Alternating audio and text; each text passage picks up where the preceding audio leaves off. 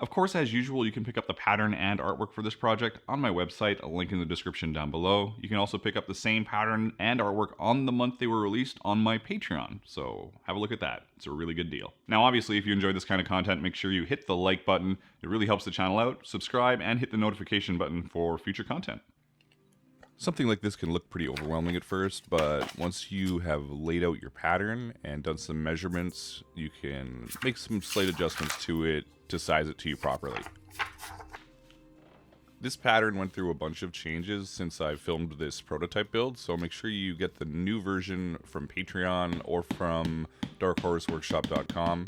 If you purchased this before this video was released, obviously it will be automatically updated and an email will be sent to you from Dark Horse Workshop, so just be on the lookout for that.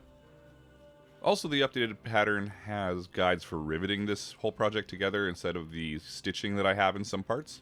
So that's important for a lot of people. I know a bunch of you would rather rivet it together.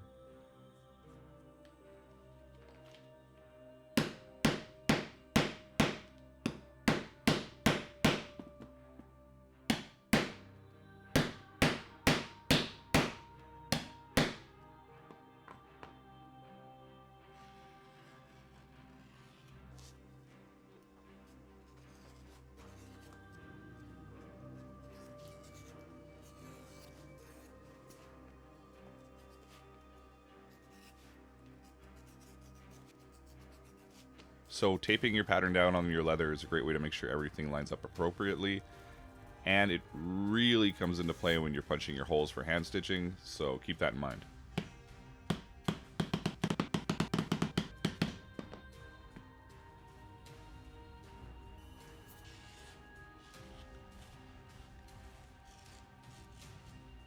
These oblong holes on the front of the armor are measured out to be 1.25 inches, so I have to make them a little bigger because I'm just using a 1-inch oblong punch. When designing this piece, I kind of want to do something a little different, so I've got these slots for the straps to go in and rivet behind the leather. Not necessary at all, so if you don't want to screw around with that kind of stuff, just rivet them directly onto the front and skip the whole oblong part. If you're doing that, I would just make sure you put an extra rivet in to secure the straps in the direction they want to go and for extra stability. I love leather carving, and this project is no different. I've designed a couple of serpents and knotwork designs for the chest of this piece.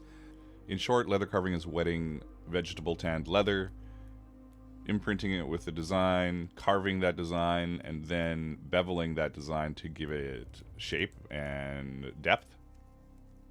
I've got lots of videos on it. Feel free to go check some out that are more in depth. A quick heads up, going forward from now on, whenever I release a video with a pattern, that pattern will be on sale at darkhorseworkshop.com for a limited time, probably up to 24 hours after the release of the video, so make sure that you have your notifications turned on. And also, if you already think you have your notifications turned on, make sure you double check them, because YouTube has added a new notification option where it gets to decide which notifications to send you from a certain channel if it wants to, which is ridiculous. So make sure you have it set to all.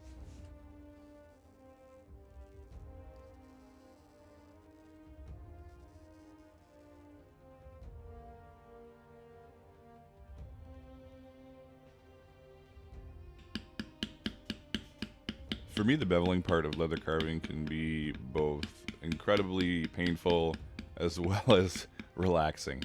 It takes a long time to bevel a big piece, but you can get kind of in a groove and zone out and just tap your way along.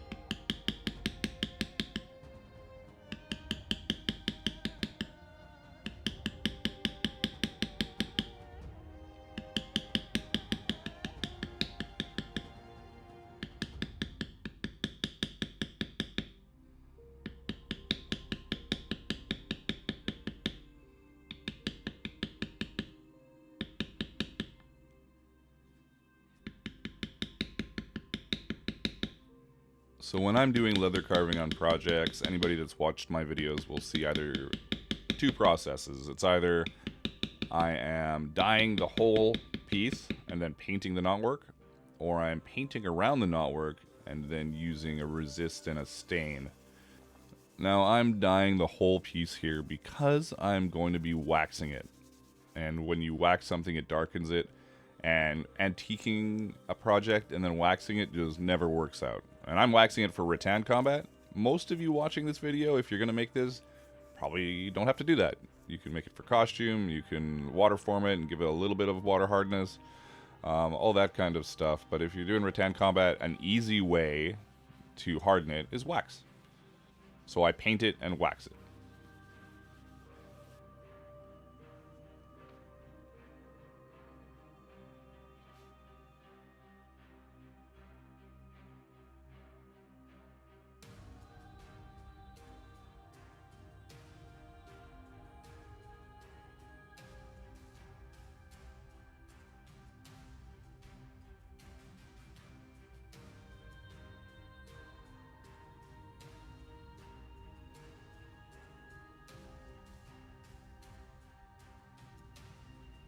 Now, in combination with the beveling I did earlier, I'm using some wax and then a hand burnisher to slick up and smooth out these edges. This specific hand burnisher I got from McEwen Handcraft on Etsy. You should check him out. He's amazing. I got it for free. He's a buddy of mine. It was a birthday gift, but I really like it. I have sewing machines that would sew this together quite easily, but I have chosen to hand stitch it for this video. A lot of people will swear by using 2 needles. I just don't. I've never really gotten into it. This also wouldn't fit in a stitching pony very well, so I just stitched it like this. Now, I'm going to run it all the way down to the end and back, and at both ends I'm going to probably go over it 2 or 3 times to make sure that those ends are very strong. This is where I realized that I have somehow used the upper back piece on the chest and the upper chest piece on the back, which means I've carved the wrong piece. So I pull it off, and then I carve the chest currently with it dyed as it is, and it worked out fine, and then re-stitch them. And I skipped that part for you guys. So my wax is almost about 250 degrees Fahrenheit, 125 degrees Celsius, and I'm going to put it in here for roughly 4 minutes. I want to make sure I keep moving it, especially if it's not totally permeated with wax yet, because you're going to get a crazy heat line if you just let it sit in the wax, half of it in, half of it out. So keep moving it around if you need to wax it. Then prop it up in whatever shape you think looks like a chest and a back. Now obviously as it cools it's going to harden up, and that means that any movements you make to it are going to have a better chance of holding. So just keep an eye on it and adjust it as you see fit. Though really once you put it on, you know, it's going to soften a bit and form to you, so it'll be fine. Just make sure you give it a good starting shape, you know? Also, if you are carving something and you are going to wax it, give it a bare minimum of 24 hours before you put that thing in the wax. Bare minimum, and make sure it's aired out really nicely and really dry. If you don't, you will absolutely destroy your entire leather carving and piece.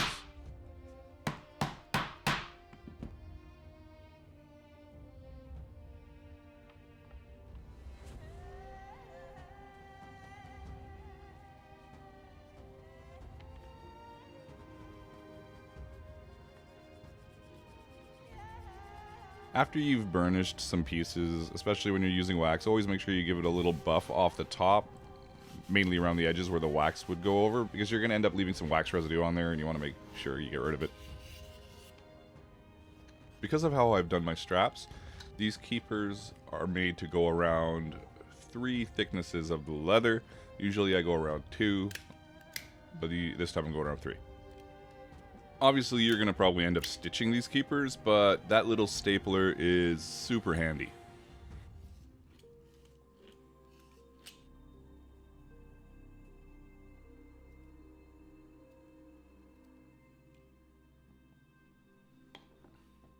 So I'm layering my shoulder straps. Part of the reason is comfort, and the other reason is so I have slots to tie things through, like shoulders, for instance. In a perfect world, you would point your shoulders directly to your gambeson or tunic, but some people just like to attach it directly to their shoulders, and that seems to work out for the most part. So a couple of the most significant changes in the pattern from this video to what's now being sold on my website is the upper chest and upper back have had their flare to the edge reduced.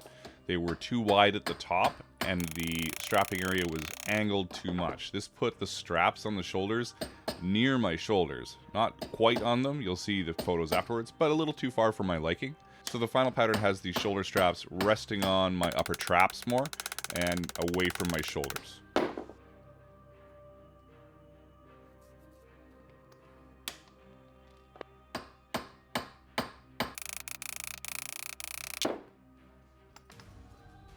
As some of you may have noticed, I've started live streaming a ton, at least once a week on Fridays. It's been the general gist of it so far. Pacific Standard Time, 2 p.m.-ish Fridays. Come hang out, maybe become a member, help support the channel a little more. We had a lot of fun last week. I didn't really build anything crazy, if that's what you're thinking, though I do want to start getting into some crazy builds. But we had a lot of fun. It was a really good stream. It was the best one so far, and hopefully they'll just keep getting better. I did change this little shoulder mount as well. I riveted it straight through near the D-ring, and I shortened it up and put more holes.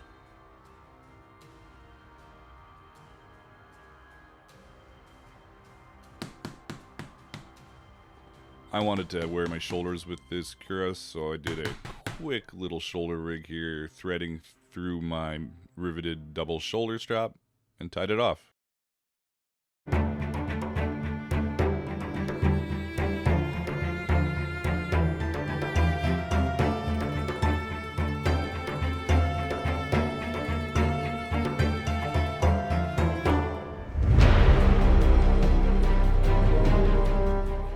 Thanks for watching, everybody. I'm gonna throw 2 more videos up right here that I know you'll love. Make sure you like, subscribe, hit the notification button, take the knowledge from this video and make something epic. And until next time, keep on being creative in whatever it is you do.